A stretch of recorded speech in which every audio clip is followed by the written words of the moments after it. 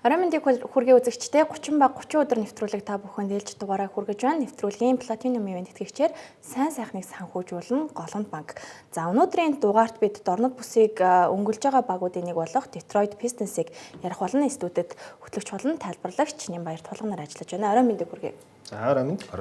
За уламжлалт ёсороо Detroit Pistons-ийн өнгөрсөн удирлын амжилтаас эхлээд за тэд хүлээлтийг давсан амжилтыг үзүүлсэн тийм ээ. За хожлын хувьд 44 хожилтой, 38 хожигдолтой, товтлооны үзүүлэлтээр 16-т, хамгаалтаараа 11-т, net rating-ээр 13-т, зарим тоглолтын хэмнэлээр бол 9-т бичигдэж байжээ. За Detroit Pistons-ийн өнгөрсөн удирлыг дүүнэх юм бол ямар дүгнэлттэй байна? Хэр сайн удирдал болж өнгөрсөн гэж харж байна? Маш сайн удирдал болж өнгөрсөн.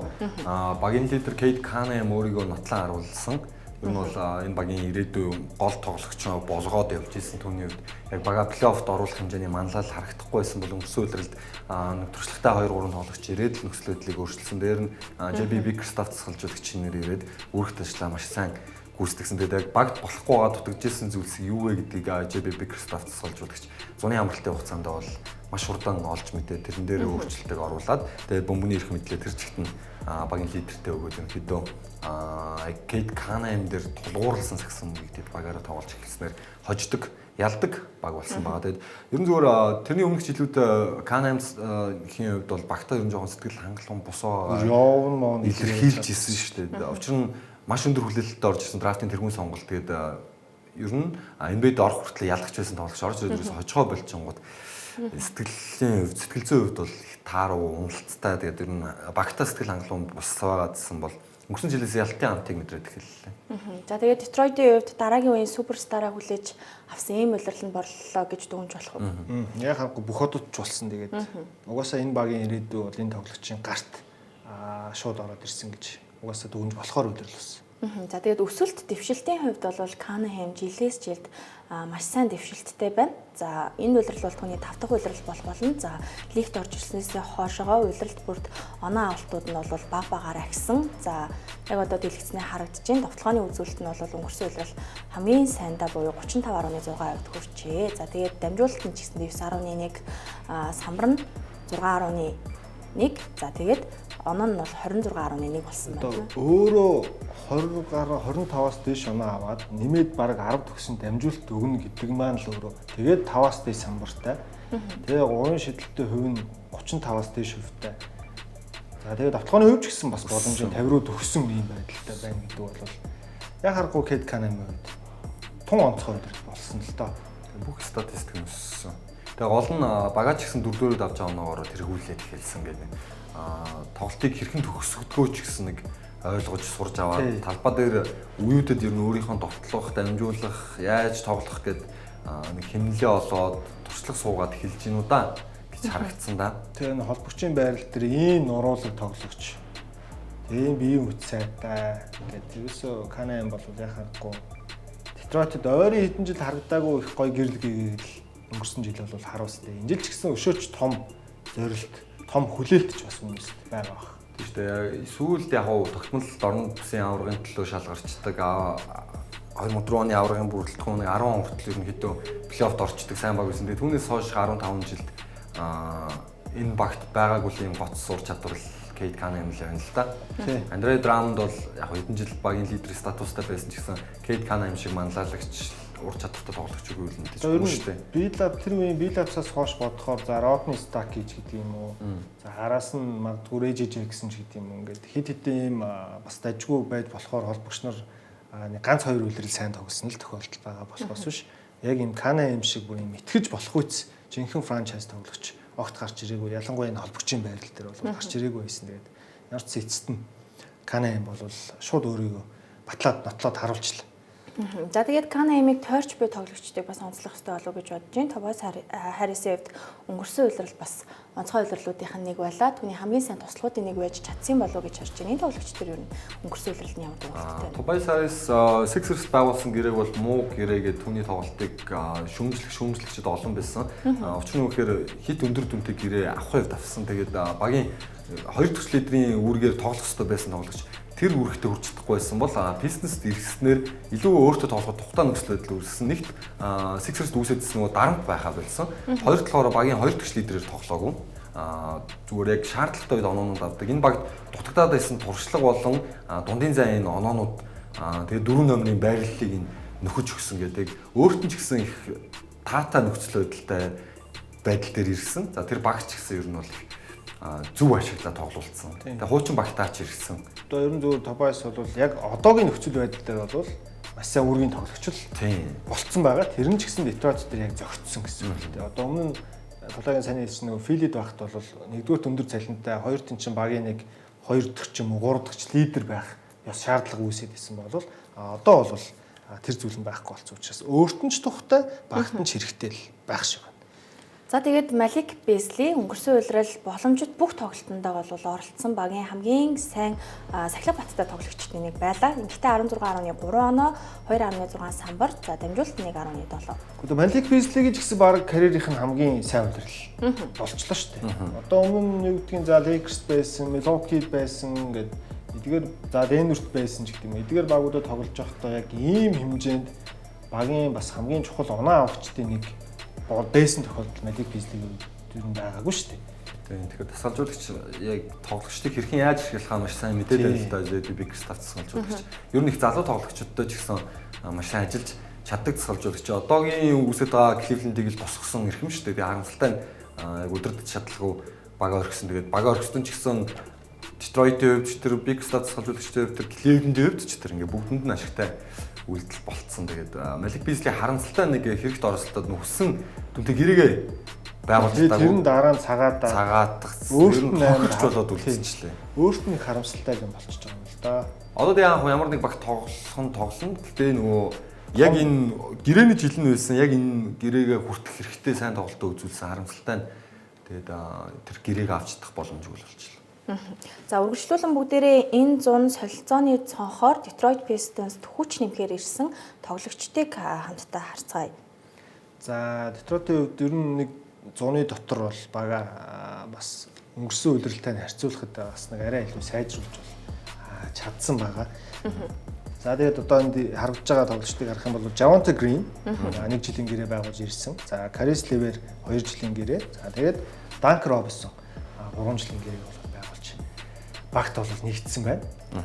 За эдгээр тоглогчдын ер нь зохицол дээр ямар дүгнэлттэй байна? За онцлол Duncan Robinson тэр сайн зохицож. Одоо нөгөө нэг сая ярьжсэн Малик Бейсли байхгүй болчихсон цэвэр шидэгч хэрэгтэй. Тэгээ Бейслиг бол илүү нуруулаг. За тэгээд системд их тохирсон. Бөмбөггүй тоглолт маш сайтай. Сайн тасгалжуулагчийн доор системтэй сагсантай тоглож байгаад ирсэн ийм шидэгчийг 3 жилээр тэгээ тун боломжийн дүнтэйгээр аваад ирлээ. Малик Бейсли төгсчихсэн мөнгөө л Duncan Robinson лөө өгсөн л гэсэн үг л дээ баг. Нэг талаасаа бол. За тэгээ Caris LeVert бас л ер нь нэг Cleveland-д байхдаа бол ер нь гол 6-т тоглогч нь болцсон байсан. Ийм тамирчин. Тэгээд өвөл солигдсон. Тийм, сэлгэнээс ингээд өөрөө оноо авчдаг те. Нийснийг тоглолцдог, довтлогоо эхлүүлцдэг энэ тоглогч хэрэгтэй л дээ урт удирдал. Тэгэхээр бол бас ер нь боломжийн гэрээгээр нүдэ олсон тоглогчийг л аваад ирүү гэж бодож сэлгээндээ. За Javonte Green бол хямдхан авчирсан. Тэгээ урт удирдал бас л хар ажлын мангас. Ерөөсө 3 болон 4 номер дээр түүнийг хогонд л тоглуулсан. Одоо өнгөрсөн жил хамгаалтын үзүүлэлтээр 11-т бичигдсэн баг шинээр ирсэн тоглогчоос нь харах юм бол тэр үзүүлэлтийн их унгаагаад ахаар тоглогч бол байхгүй. Одоо Малик Бейслигээс илүү нуруулаг Duncan Robinson гэдэг тоглогчийг авчирсан гэдгээр ч юм уу. За тэгээ дээр нь одоо Javonte Green-ийг сая тулгаан маань онцлоо. Энэ мэтчлэн тоглогчдыг авчирсан. Энэ баг бол яг нөгөө нэг хамгаалдаг системээ энэ үлрэлч гисэн үргэлжлүүлэхээр л ийм байдалтай болж байгаа шүү. За тэгээд багаас хайжуулж чадах юм бол хаана хүрэхээ ямар ч Detroit-ийн хувьд харсан уу? 4 тоглогчийг бол игнэнээсээ хаслаа. За энэ 4 тоглогч дээр юу ямар дүгнэлттэй байна? За яг хуу өнгөрсөн жил ч одоо Малик Бейсли, Тим Хардавей хоёр чинь ерөнхийдөө нэг тоглолтын арга барил бол их ойролцоо. Ийм хоёр тоглогч байгаад байгаа шүү дээ. Хоёулаа явлаа. Хоёулаа гэхдээ муугүй тоглосон. Гэхдээ хоёулаа хэрэггүй л гэж ер нь бол үзлээ. Тэгээ Duncan Robinson ирсэн учраас асуудалгүй үстэй. Яг гоо зүгээр явсан тоглогчдоос Fontecchio гол төдийлэн сайн ашиглаж чадаагүй өөрсдөө. Уг нь нуруулаг шидэгч. Одоо би бол Miami-д Fontecchio өнгөрсөн үлрэлт бизнесдээс илүү сайн тоглолтыг үзүүлэх боломжтой л гэж бодож байна. Иймэрхүү тоглогчдыг Eric Spoelstra-аас солилцуулж маш сайн зүлгэж чаддаг учраас зүгээр харамсаж болох үс тоглогч Dennis Schroeder л байна л да. Сэлгээний гол найруулагч нэсэн. Тэгээд өнгөрсөн үлрэлт Jaden Ivey-гийн гэмтлийн дараа яг шүүдэр ирээд энэ дутагдаадсан орон зайг нөхөөд аюутай байсансаа илүү хожлыг хөтлөхөд энэ туршлагаараа маш том тус хүргэсэн. Тэгээд Денис Шрүүдерийг алддаг нь жоохон охиролтой байлаа. Тэгээд Шрүүдерийн орон зайг л нөхөх гэж одоо Карис Леверийг авчирсан баг. Тэгээд нэгт тэр нь хоёр талахаар аюугийн гэмтэл идэгдсэн учраас Шрүүдертэй гэрээ сунгах шаардлагагүй гэж үзсэн юм болов уу да. За Шрүүдерийн хувьд өнгөрсөн жил 3 ч баг дамжсан. Тэгээд хамгийн сайн зохицож хамгийн өндөр оноо авалтайсан багуудынх нэг ууг нь Детройт байсан. Гэхдээ одоогийн байдлаар Сакраменто Кингст тоглохоор гэрээлсэн байгаа. За тэгвэл шинээр гэрээгээ сунгасан ердөө нэгэн тоглогч байгаа нь Пол Рид байна. 2 жилийн 11 саяын гэрээг түнд өгчээ. За энэ гэрээний сунгалт Пол Ридийн багт үзүүлэх нөлөөлөл дээр юу юм бэ? Бас л яг урт үлрэлтэй хэрэгтэй. Тэгээд багийн угаасаа 2 дахь юм уу 3 дахь төвийн тоглолтын сонголтод урт үлрэлтэй хэрэг болов Леон Пол. Тэгээ ер нь зүгээр 5.5 сая хангалттай яг л тоглогчийн хувьд ч тэр багийн хувьд заримдаа төвд ч ашигладаг. Ийм тоглогч учраас. Ер нь л төвд л ашиглагдж байгаа тийм. Одоо яг Цэвэр Детройтын төвийн тоглогчдыг бол бид нар дараа нь 2 дугаар хэсэгтээ угаасаа ярих бах. Тэрэн дээр бол бас тусалцаа үзүүлэх яг хуу гараанд бол гарахгүй. Гэтэ сэлгэнээс бол том боломжийг ашиглах ийм тоглогч гэж хэлж болох баг. Зүгээр яг хуу нийтд нь одоо ингээ ирсэн явсан тоглогчдыг харьцуулаад харах юм бол ямар ч байсан нэг багийнхаа өнгөрсөн удирдлагын амжилтыг өшөөч илүү баттгаж болох үс. Ийм бүрддэхүүнийг л энэ зам бол хийж чадлаа. Тэгээд түрүүн хэлсэнчлэн нөгөө Малик Бизли л жоохон харамсалтай. Бусдаар бол ер нь гайгүй те. Ер нь яг зүгээр удирдлагын дуусаагүй л гэж бодоод байгаа л да. Би удирдлагын дундуур дахиад өөр хүчээ зузаатах хаа. Тэснэс. За тэгээд Detroit Pistons-ийн хувьд сайжруулах ёстой байсан зүйлсүүдээ сайжруулж чадсан гэсэн дүгнэлттэй байгаа юм байна. Ингээд үзэгчдээ энд хүрээд 30 баг 30 өдөр нэвтрүүлэг хэсэг хугацаанд завсарлаж болно. Эргэж ирэхдээ бид цалингийн зэс болон багийн энэ улирлын гарааны болон сэлгээний бүрэлдэхүүнтэй танилцсанаа.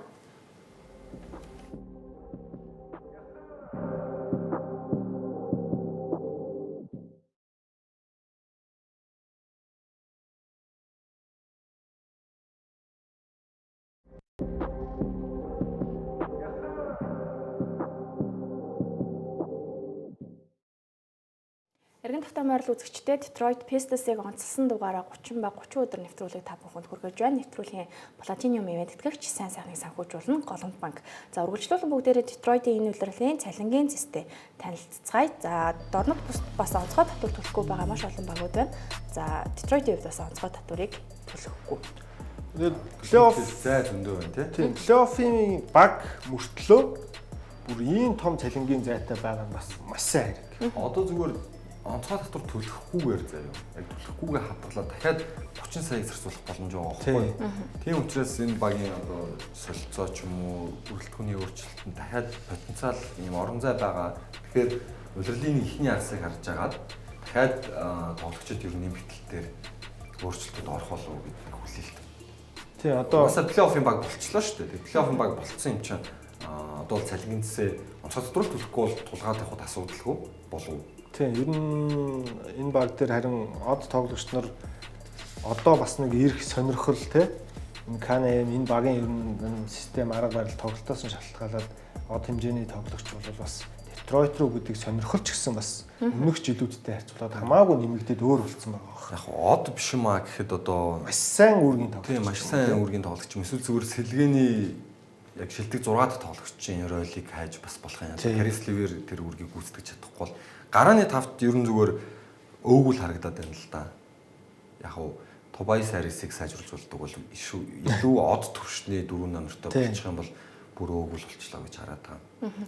За энэ улиралд тэд хаана хүрэхээ харах юм бол тэрний дараагийн улирал буюу 26-аас 27 оны улиралд ямар бүрэлдэхүүнтэй байх юм бэ? За бүр супер од хэмжээний тоглогч энэ багт ирэхийн тулд дараагийн улиралд нь ямар тоглогчид багт багтахыг бүгдээрээ хамтдаа харцгаая. За баталгаад гэрээтэй бол одоогийн байдлаар 10 тоглогч харагдчихэв. Тэгээ энэ 10 тоглогчийн гэрээ нийлээд за нэг 120 хүрэхгүй сайн байна шүү дээ. Яг тооны цалингийн нэмээд үзэх юм бол. Тэгэхээр чи энэ баг өшөөч илүү зай тэрний дараа 100 гараад ирнэ гэсэн үг байхгүй. Одоо тэгэнгүүт тэрний дараа 126-аас 27 оны удирдлагын лигээс тогтоох цалингийн цэс жишээ нь жил болгон өсөөл явж байгаа. Тэгэхээр 200 хэдэн сая болоод нэмэгдчихэв. Тэгэхээр яг үндсэндээ бол энэ баг дахиад 100 саяын том зайг нэг одоо том од тоглогч, супер од тоглогч тэгээд маш сайн үүргийн тоглогч нэмж авах юм цалингийн зай бол энэ багт цаана дахиад хангалттай үлдчихэж байна гэсэн. Улам сайжирна гэсэн. Яг үгүй нэг талаараа яг тэгж харж бол нөгөө талаараа нөгөө гэрээнүүд нэмэгдэн л тий. Одоо Jade Ivy-гийн жиг гэрээ авах жил нөхгүй юм. Осор Томпсоных Ivy гэр нь Осор Томпсоных болохоор дараа жил өгөн. Тэгээ Jalen дүүрний гэрээг өгөөг байгаа гэдэг ингээ асуудлууд байгаа. Тэгэхээр зөв эдгээр 3 гол залуу тоглогчдоор нь гэрээг нь өгч таа. Гэхдээ тэр өгөх гэрээнүүд нь одоо лигт аль хэдийн 5 жилээс дээш хэмжээнд тоглоод багт өөр багт очоод ч юм уу ингээд хийж байгаа гэрээ биш. Рукигийн дараа хийж байгаа гэрээ. Тэгэхээр яг түрүүн ч өчигдрийн дугаар дээр гарсан нөгөө Jabari Smith-ийнх бол гэрээ авна л да. Аль нэг одоо бэлгэдлийн багт нэрлэгдэх ч юм уу шагнал урамшуул бохоод болохгүй учраас яг Kate Cunningham шиг жилийн 50 орчим саяын гэрээ бол авахгүй. Тэгэхээр бас гай. Тэгэхээр ер нь 122 5 жилийн 122 ч гэдэг юм уу яг тиймэрхүү цалингийн сонголтыг Ivy жишээ нь аавна. За дүүрэн бол нэг 4 жилийн 100 сая ч гэдэг юм уу аль болох тэгж өгөх гэж хичээн ч гэдэг юм. За ингээд Detroit Pistons-ийн энэ удирдлагын боломжит гарааны болон сэлгээний бүрэлдэхүүнтэй үргэлжлүүлэх хамтдаа танилццгаая. За дорнод бүсийн өрсөлдөөн шинээр нэмэгдэж байгаа багууд Цөөнгүй байна, Orlando Magic, Detroit өөрөө байх жишээний те энэ гарааны бүрэлдэхүүн хэр аюултай вэ? Ямар дүгнэлттэй байна? Хэр сайн зохицож тоглож чадах бол? Түрүүн тулгаан маань хэллээ. Ер нь хөөлөх зүйлгүй. Тий. Хамгаалттай, довтлогоотой байгаа. Зүгээр яхаа өөлийг ивэл энэ гарааны тавтын 3 шидэлтэн найдвартай биш. Хамгийн сайн шидэлт нь Ivy болчихж байгаа. Тэгээд сул уйл Tobias Harris-ийн 2 талын завжны шидэлтүүд бол яхаа 35-аас дэшүүтэй байж чаддаг. Гэхдээ яг шидэгчүүд тэгж нэг тоглолтод 5-6-аар шиддэг тоглогч байвал бас гүхэнх оноогоо дундын зан шидэлтээр авдаг тоглогч болж байгаа. За Осор Томпсон мэдээж энэ багийн хамгийн гол ирээдүйтэй тоглогчдын нэг мөн үг гэвэл мөн. Гэхдээ Амин Томпсныхаа адилаар ихрийнхээ адилаар шидэлтэн тийм найдвартай биш учраас энэ баг илүү ингээд Jalen дөрөв жишээ нь бас дундаас төдийлөн шидэд байдгүй. Ер нь цагтаа ойрхон тоглолдог төвийн тоглогч. За Kate Cunningham ч гэсэн ер нь бас оролтоор ихэнх оноогоо авдаг гэдэг нэг дутагдаж магадгүй зүйл нь цэвэр шидэлтэл байгаа. Стоц бол их л гоё гарааны тавд харагдаад байгаа юм л да. Өнгөрсөн жил Ivy байхгүй байсан учраас арай илүү бөмбөггүй тоглодог. Одоо Malik Beasley ч юм уу, Tim Hardaway энэ 2 навны байрал дээр төлхөө тоглосон. Энэ хоёр тоглогч бол Jaden Ivy-гаас ялгаатай нь бөмбөг тэгж их эзэмшдэггүй. Илүү catch and shoot ийм товтлогоог бол ирмэлцдэг ийм хоёр тоглогч байна. Ivy болохоор илүү бас бөмбөгтэй тоглох гээд байдаг. Ийм талтай. За тэгэнгүүт Kate Cunningham өнгөрсөн жил 4.4 турноверыг бол дунжилсан байгаа. Бөмбөг алдалтыг бол дунжилсан. Энэ бол өөрийнх нь карьерийн хувьд хамгийн өндөр болцсон үзүүлэлт. Тэгэхээр одоо харин хажууд нь дахиад нэг бөмбөг эзэмших боломжтой тоглогч ирчингүүт тэр нь арай багасаад ирэх юм болов. Тэгээд Cunningham, Ivy хоёрын хослол бас нэлээд их зүйлийг энэ үйлрэлд бол нэлээд хүлээлттэй байх жил болов. Их зүйлийг энэ хоёроос хүлээх жил байх болов гэж бодож байна. Ivy-гийн хувьд уг нь онтон чинь драфтын 5 дахь сонголт болж орж ирээд ч гэсэн тэр хүлээлтэндээ хурж их сайн тоглож исэн тоглож харамсалтай нь ингээд маш хүнд гэмтэл аваад бас нэг сүүлийн нэг жил гарангийн хугацаанд бол үндсэндээ мартагдчихлаа шүү дээ. Тэгээд одоо Ivy-гийн форм бас хэр байгаа бол гэдэг нэг хүлээлт бас байна. Гэмтгээс өмнө 19 оноо 5 самбар 5 дамжуулалт тунцлж ирсэн. Тэгээд 40%-тэй 3-оо шидчихсэн. Тэгэхээр энэ тоглогч ороод ирэхээр энэ үлрэлд хэрвээ гэмтлээсээ яг өнгөрсөн үлрэл эхлүүлж исэн формоор орж ирэх юм бол ер нь нэг 20 оноо 5 самбар 5 дамжуулалт гээд Kate Cunningham-ийн түлхүү үзүүлдэг 3 статистикийг арай жоохон бууруулсан ийм 2 дахь лидер болох гэдэг гэж бодохоор энэ багийн довтлогоо илүү аюултай болох учиртай л да. За плей-оффын баг бол аль хэдийн болсон гэдгийг онцлоо. Тэгвэл плей-оффт сэлгээ ямар чухал вүлээ? Энэ сэлгээнд харин хэр итгэж болох юм бол? Сэлгээ одоо нөгөө эхний хэсэгт ярьсан нөгөө төвийн байрал дээр ямар тоглож байгаа вэ гэдгийг харъя гэжсэн бол Isaiah Stewart-ийн орцсон байгаа. За тийм Paul Reed байна. За Stewart яг нэг жоохон зан характерын юм гаргачаад идэг талтай. Бусдаар бол сэлгэнээс тоглоход бол тунд ажгүй юм дөрвш. За бусад байрлалыг харах юм бол сая энэ 100 нэмж авчирсан нөгөө Dunk Robinson, Caris LeVert гэсэн хоёр туршлагатай амжилтанд өмнө хүрээд үзчихсэн юм хоёр. Ялдаг сагсан бөмбөгт бас тоглоод үзсэн юм хоёр тоглогч учраас өнгөрсөн жилийн одоо юу гэдгийг Tim Hardaway-тэй ч юм уу харьцуулахад бол илүү ийм туршлагаараа тоглох бүрэн чадамжтай ийм хоёр тоглогч нэмэгдсэн учраас сэлгээ нь бол бас давгүй сонголт. Тийм. Одоо ер нь зүгээр яг Detroit-ийг ерөнхийдөө товч дүгнээд ярих юм бол Jaden Ivy Fibula гэдэг баруун зүүн хөлнийхэн шагааныхан гадна талын яс хугарсан юм байлээ. Тэгэхээр ямар нэгэн шүрмэс урагдсан, сунсан, тасарсан зүйл байхгүй учраас энэ зүгээр нэг гинтлээс формтойгоо эргээд ирэх магадлал өндөр. нэг сайн мэдээний нөө. Тэр нь гимнастик эргээд IV хуучин төвшөндөө тоглох шаардлагатай Тобой сайраас өнгөрсөн үлрэлийн нөлөөгөө үзүүлэх ёстой. За Жээлэн дүүрэн бас потенциалтай хараахан тулааг байгаа. Бас л залуу тоглогч. Жээлэн дүүрэн потенциалтай тулаад тоглох хэрэгтэй. Кейт Канамын манлал байх хэрэгтэй гэд энэ тэгээд дээр нь Осоор Томпсоныг бид хизээж мартаж болохгүй. Осоор Томпсон бол Амин Томпсны яг л Хьюстон илүү Амин Томпсод 7 минут олон эрх мэдлийг өгөөд байгаа болохоос ш тоглолтын арга барил хамгаалалт бол новтлохын нөлөө нь яг л адилхан байгаад байгаа. Тэгээд энэ хоёр хэрч ер нь бол миний бодлоор NBA-ийн түүхэнд бүх цагийн хамгийн шилдэг ур чадвартай ихрүүд байгаа даа. Яг их тоглогчдод орно бодвол. Тэгэхээр ингээд энэ гол 5 тоглогч тавуулаа чигээр тоглолтоо үзүүлчих юм бол ер нь нөгөө 48 9 ажил байгуулчих болов уу гэж би өвдө бодож байгаа. Улангийн сүүлийн асуултанд урдчлаад хариулах. За тэгээд хамгийн чухал нь Detroit Pistons-ийн хувьд зөв замдаа орсон болов уу гэдэг дээр Нямба ямар бодолтой байна? Ахаад илүү хугацаа шаардлагатай юу? Яг нь мэдээж одоо эн чинь IV дөнгөж 23-тай, Кейт Канем дөнгөж одоо 23 хүрэх гэж байна. За тэгээд төвийн тоглогч, гарааны төвийн тоглогч Жээлэн дүүрэн ч гэсэн одоо бас л 22 3-тай. Яг энэ багийн үндсэн кор болсон гол 3 тоглогч нь яг өндөө 25-наас ч хүрээгүй шүү дээ. Тэгэхээр энэ багт бол маш их хугацаа хэрэгтэй байх. Гэхдээ 4 тоглогч нь тий үндсэндээ 4 тоглогч. Томпсон. Тий, Осоор Томпсныг оруулахаар. Осоор Томпсон ч одоо баг 22 ч хүрээгүй шүү дээ. Тэгээ бодохоор энэ багт бол мэдээж хугацаа хэрэгтэй. Гэхдээ өнгөрсөн жил бол энэ тоглогч нарт ямар потенциал байгаагаа өөрсдөө харуулсан учраас би бол ер нь дорндод удахгүй цахиур хагалж мэдгүй одоо гинтхийн Индиана шиг цойлоод гараад ирж бас магадгүй баг бах гэж найдаж байгаа багуудын нэг дорнд бисээс. Ер нь миний баг зүгээр миний хувьд бол хамгийн итгэж байгаа гой баг болж байгаа доо гэж бодож байгаа баг бол яг харахгүй Detroit Pistons болж байгаад нь ч гэсэн их баяртай байна да. Одоо энэ Washington Wizards, Charlotte, Detroit гэдэг нэг дараас олон жил унсан тийм олон жил унсан багууд байгаад байдаг. Тэгээ олон жил унсны эцэст ямарчсан ингээд драфтаас нэг 2-3 зөв тоглогчоо сонгоод авчихад баг босоод ирэх боломжтой гэдгийг харуулж байгаа нь бас нэг багуудын нэгийн төлөөлөл болчлоо л доо. Тэгэд энэ багт итгэж болох бас нэг гол шалтгааны нэг нь харахгүй дасгалжуулагчийн багийн бүрэлдэхүүн байгаа тань л та. Өнгөрсөн жил шинээр анх удаа энэ багийг удирдсан уу те?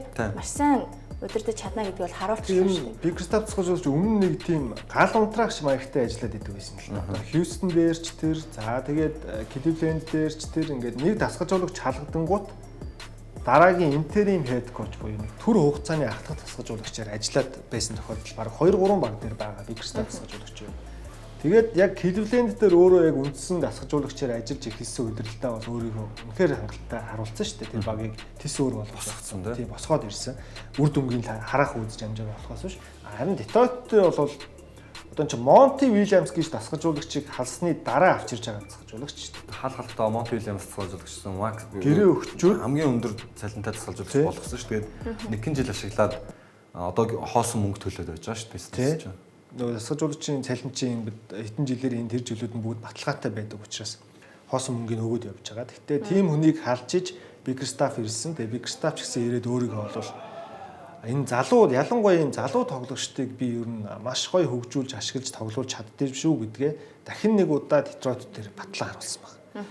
За баярлалаа. Ингээд үзэгчдээ бид та бүхэнд 30 ба 30 өдөр нэвтрүүлгээрээ дорнод бүсгийн хамгийн хүлээлттэй байгаа багуудын нэг болох Detroit Pistons-ыг онцлсан дугаараа хүргэлээ. Нэвтрүүлгийн Gold Event тэтгэгчээр хамтдаа төрүүлж болох нь Unitel Group байлаа. Баяртай үзэгчдээ. Баяртай.